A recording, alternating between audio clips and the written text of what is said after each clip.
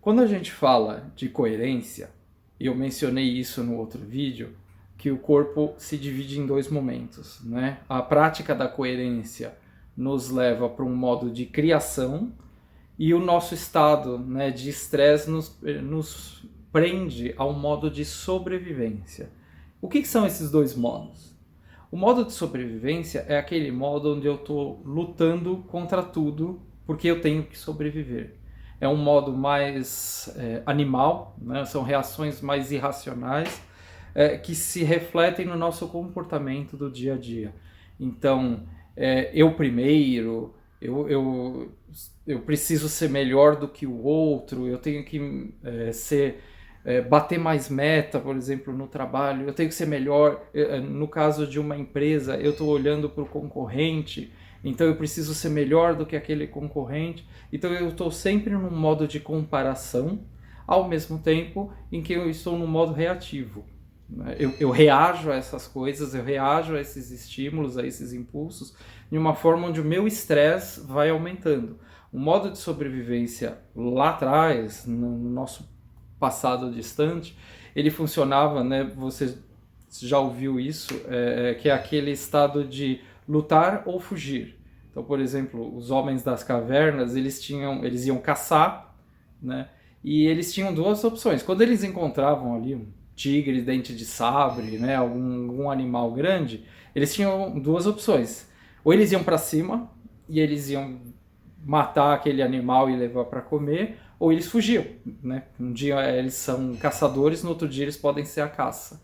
Então eles tinham que fugir. No momento que você entra nesse modo de sobrevivência, porque se eu vou lutar, eu também ativo esse modo, então tanto lutando quanto fugindo, todos os meus níveis de estresse, de hormônios no meu corpo são elevados ao nível máximo, então o corpo se prepara para esse confronto, para esse conflito. E o estresse não é prejudicial desde que em pequenas quantidades e durante curtos períodos de tempo. Então, no momento em que eu vou lutar com um animal, ou no momento que eu vou fugir desse animal, o meu estresse está lá nas alturas porque eu preciso de força física e eu vou fugir. Quando eu escapo, quando eu estou livre do perigo, ou eu venci a luta, ou eu escapei, despistei, né, meu perseguidor, eu relaxo em questão de alguns minutos, uma meia hora, o meu nível de estresse diminui, eu volto a me recompor. Então essa quantidade de estresse não foi prejudicial para o meu corpo. Mas, nos dias de hoje, se a gente aplicar isso, por exemplo, no nosso dia a dia profissional, né?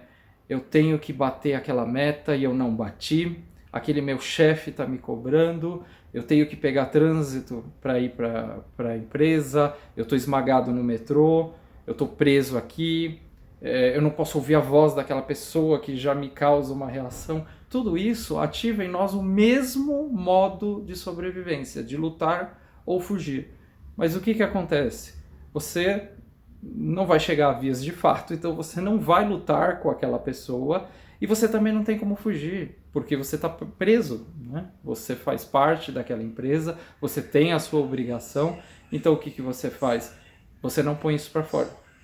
Então isso somatiza, isso vai somando, então é um estresse que você queria gritar na janela e não consegue, e ao mesmo tempo esse teu nível de estresse de hormônios armazenado durante muito tempo é o que causa a maioria das doenças no mundo, né?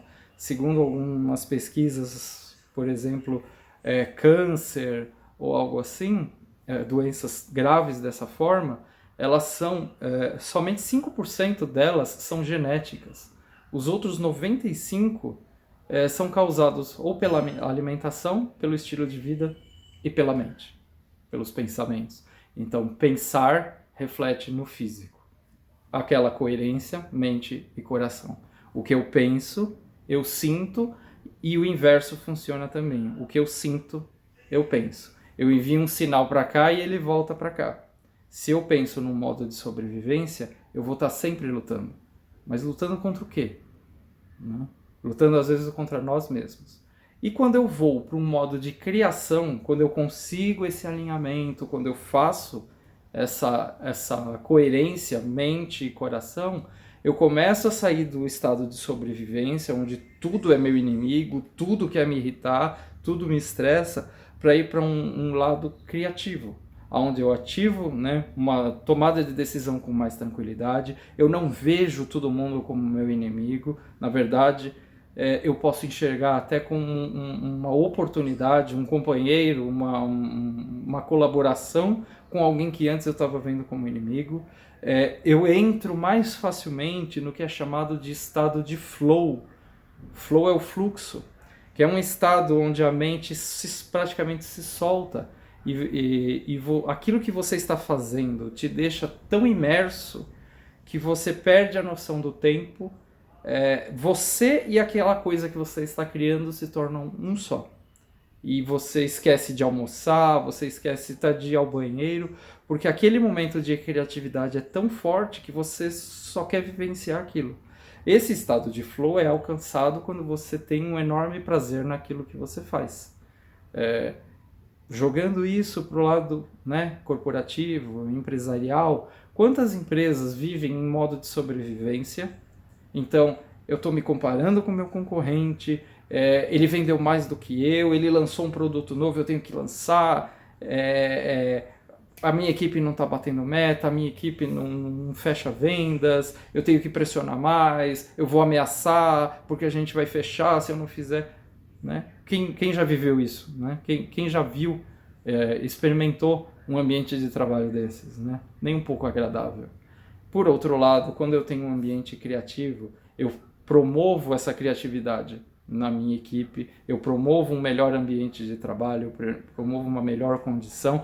Eu ainda posso olhar o meu concorrente, mas eu não vou olhar ele com esses olhos de sobrevivência, eu vou olhar ele com um olho de criatividade.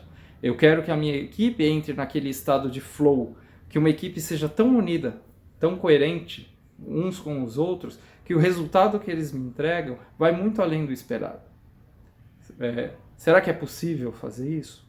É possível. Eu gosto de comparar, depois que eu estudei bastante a coerência, eu comparo o poder do micro no macro.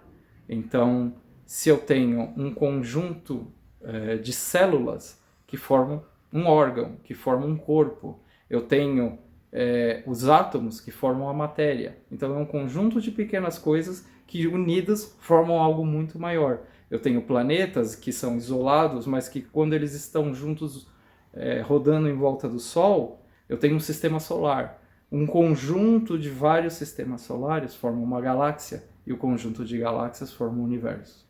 Então uma coisinha desse tamanhinho pode fazer parte de algo muito maior.